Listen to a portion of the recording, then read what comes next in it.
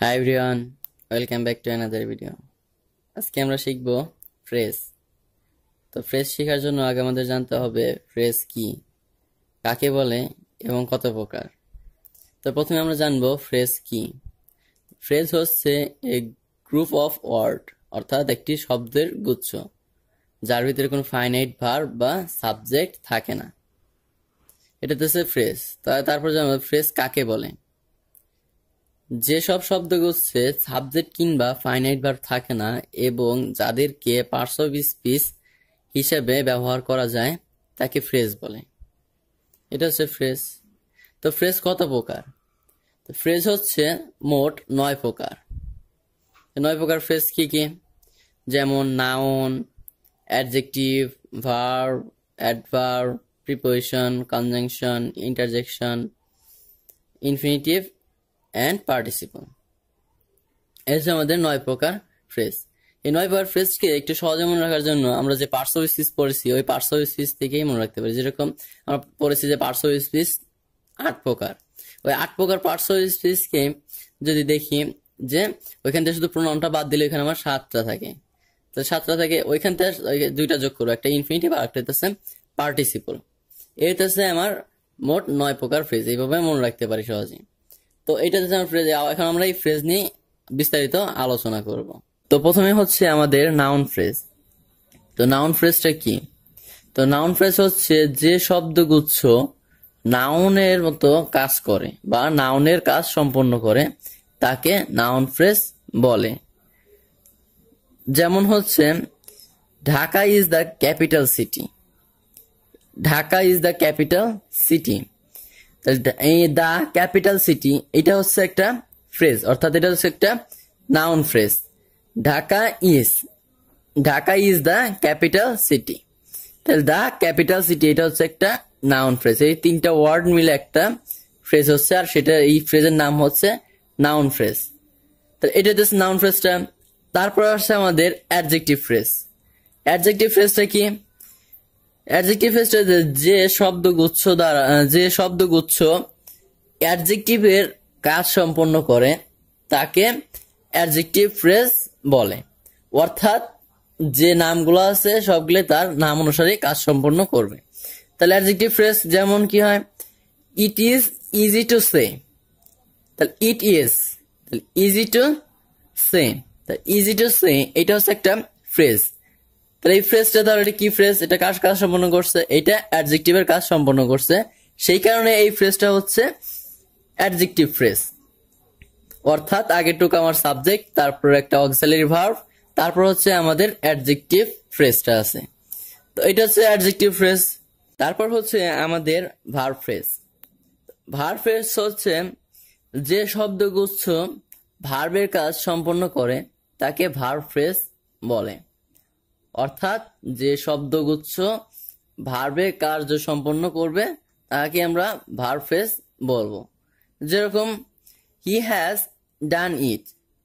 He has done ইট, তাহলে হিটা হচ্ছে আমাদের সাবজেক্ট, হ্যাজ ডান ইট এটা হচ্ছে একটা ফ্রেজ, আর এই ফ্রেজটা হচ্ছে আমাদের ভার্বাল ফ্রেজ। অর্থাৎ এটা ভার্বের কাজ সম্পন্ন করেছে, তাই সেই কারণে এটা ভার্বাল ফ্রেজ। এটা হচ্ছে আমার ভার্বাল ফ্রেজটা গেল। এরপর হচ্ছে আমাদের অ্যাডভার্বিয়াল ফ্রেজ। তো অ্যাডভার্বিয়াল ফ্রেজটা কি? যে শব্দগুচ্ছ অ্যাডভার্বের কাজ সম্পন্ন করে তাকে অ্যাডভার্বিয়াল ফ্রেজ বলে। যেরকম কি I lived in a small village. তাহলে আই এটা সাবজেক্ট, লিভড এটা হচ্ছে আমাদের ভার্ব, তারপর হচ্ছে ইন এ স্মল ভিলেজ এটা তো হচ্ছে আমাদের একটা ফ্রেজ। এই 4টা ওয়ার্ড মিলে একটা হচ্ছে আমাদের ফ্রেজ হয়, হচ্ছে এখানে হয়েছে। তাহলে এইটা 4টা মিলে একটা ফ্রেজ হওয়ার কারণে, আর এইটা হচ্ছে আমাদের অ্যাডভার্বিয়াল ফ্রেজ। অর্থাৎ ইন এ স্মল ভিলেজ এটা হচ্ছে আমাদের অ্যাডভার্বিয়াল ফ্রেজ। এটাকে ভার্বকে মডিফাই করেছে। আমরা জানি যে অ্যাডভার্বের কাজ ভার্ব, অ্যাডজেক্টিভ, অন্যান্য অ্যাডভার্বকে মডিফাই করা। তাহলে হচ্ছে এই জিনিসটা অ্যাডভার্বিয়াল ফ্রেজ। এরপর হচ্ছে আমাদের প্রিপোজিশনাল ফ্রেজ। তো প্রিপোজিশনাল ফ্রেজটা কি? প্রিপোজিশনাল ফ্রেজটা হচ্ছে যে শব্দগুচ্ছ প্রিপোজিশনের কার্য সম্পন্ন করে তাকে প্রিপোজিশনাল ফ্রেজ বলে। যেমন কি? যেমন The hotel is not far from here. The hotel is not far from here. এখানে হচ্ছে far from এটা হচ্ছে আমাদের ফ্রেজ, আর এই ফ্রেজটা হচ্ছে আমাদের প্রিপোজিশনাল ফ্রেজ। তো এটা হচ্ছে আমাদের প্রিপোজিশনাল ফ্রেজটা। এরপর হচ্ছে আমরা যাব কনজাংশনাল ফ্রেজ। তো কনজাংশনাল ফ্রেজটা কি? কনজাংশনাল ফ্রেজটা হচ্ছে যে ফ্রেজ বা শব্দগুচ্ছ কনজাংশনের কার্য সম্পন্ন করে তাকে কনজাংশনাল ফ্রেজ বলে। যেরকম কি as soon as yearly as long as quickly as far as। তো এই শব্দগুলো যে আছে, এই শব্দগুলো যদি আমি কোনো সেন্টেন্সের ভিতরে দেখি তাহলে এটা হচ্ছে আমাদের কনজাংশনাল ফ্রেজ। এরপর হচ্ছে আমাদের ইন্টারজেকশনাল ফ্রেজ। তো ইন্টারজেকশনাল ফ্রেজটা কি? ইন্টারজেকশনাল ফ্রেজ হচ্ছে যে শব্দগুচ্ছ ইন্টারজেকশনের কার্য সম্পন্ন করে তাকে ইন্টারজেকশনাল ফ্রেজ বলে। যেরকম কি ওহ মাই গড, তো এই জিনিসটা হচ্ছে একটা ফ্রেজ।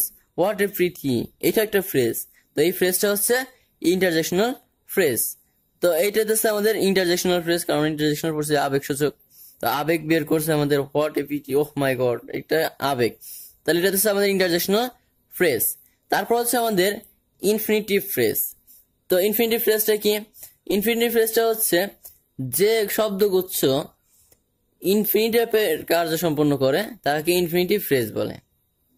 অর্থাৎ যে শব্দগুচ্ছ দ্বারা আমাদের ইনফিনিটিভের কার্যটা সম্পন্ন করে সেই ওয়ার্ড বা সেই ফ্রেজটাকে আমরা ইনফিনিটিভ ফ্রেজ বলি। তাহলে যেরকম কি আছে, they decided to leave the place. তো এইখানে টু লিভ দ্য প্লেস এটা হচ্ছে আমাদের ইনফিনিটিভ ফ্রেজ। আমার এখানে কিন্তু 4টা ওয়ার্ড মিলে একটা ফ্রেজ হয়েছে এবং সেটা হচ্ছে ইনফিনিটিভ ফ্রেজ। এইভাবে আমাদের 4টা 5টা 3টা 2টা মিলা ওয়ার্ড মিলা একটা ফ্রেজ হতে পারে। এটা তো একটা শব্দগুচ্ছ, অনেকগুলো শব্দ মিলে একটা ফ্রেজ হতে পারে। এরপর হচ্ছে আমাদের পার্টিসিপল ফ্রেজ। তো পার্টিসিপল ফ্রেজটা হচ্ছে যে শব্দগুচ্ছ পার্টিসিপল কার্য সম্পন্ন করে তাকে পার্টিসিপল ফ্রেজ বলে। যেরকম কি আছে, I am running in the field. এটা হচ্ছে I am running in the field. তো আই অ্যাম রানিং এটা হচ্ছে আমাদের participle phrase. In the field এটা আরেকটা মানে শব্দের বাকি অংশ হতে পারে। তাহলে এখান থেকে আমরা পার্টিসিপল ফ্রেজটা হচ্ছে আই অ্যাম রানিং, এটা হচ্ছে আমাদের পার্টিসিপল ফ্রেজ। তো এটা হচ্ছে আমাদের 9 প্রকার ফ্রেজের সংজ্ঞা এবং উদাহরণ সম্বন্ধে একটা ধারণা দিলাম। তো পরবর্তী ভিডিওতে আমরা ফ্রেজের গঠন নিয়ে আলোচনা করব। আশা করি আপনাদের এই ভিডিওটি ভালো লেগেছে। যদি ভালো লেগে থাকে তাহলে লাইক, কমেন্ট এন্ড শেয়ার করে আমার পাশে থাকবেন।